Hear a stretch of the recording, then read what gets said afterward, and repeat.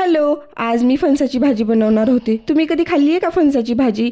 माझी तर ही पहिलीच वेळ होती, त्याच्यामुळे मी खूप जास्त एक्सायटेड होते. खरं तर आमच्या जे घरमालक आहेत ना, त्यांच्या अंगणामध्ये फणसाचं झाड आहे आणि त्यांनी हे फणस आम्हाला दिले. इथे दिराने फणस कट करून दिले. फणस कट करताना हाताला आणि सुरीला म्हणजे मोठ्या साईजचा चाकू आहे ना हा, त्याला तेल लावून घेतले. व्हिडिओमध्ये तुम्हाला दिसतच असेल की फणसाचा किती चिकट असतो, त्या हाताला किती लागतो, त्याच्यामुळे तेल लावणं हे कंपल्सरी आहे.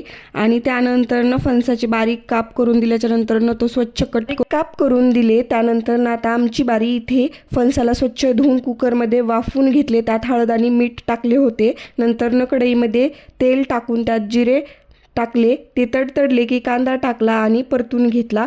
नंतरनं एक पेस्ट बनवली होती, ज्यामध्ये कांदा, टोमॅटो, अद्रक, लसूण, बारीक कोथिंबीर असं सगळं होतं. ती पेस्ट बनवून टाकली, परतून घेतली आणि बेसिक मसाले लाल तिखट, हळद, कांदा लसूण मसाला, जिरेपूड हे सगळं तेल सुटेपर्यंत परतून घेतलं. वाफवून घेतलेले फणसाचे काप टाकले, मिक्स करून परतून घेतलं आणि नंतरनं उकळी घेऊन जे पाणी उरलं होतं ते पाणी टाकलं. त्यामध्ये एक छानपैकी उकळी होऊ दिली आणि नंतरनं अशी काहीशी आपली भाजी रेडी होती, ज्याच्यामध्ये चवीनुसार मीठ टाकलं आणि खूप जास्त सुगंध पसरला होता. मला खूप जास्त आतुरता झाली होती कधी खाते आणि हे माझं एस्थेटिक ताट रेडी आहे. या जेवायला.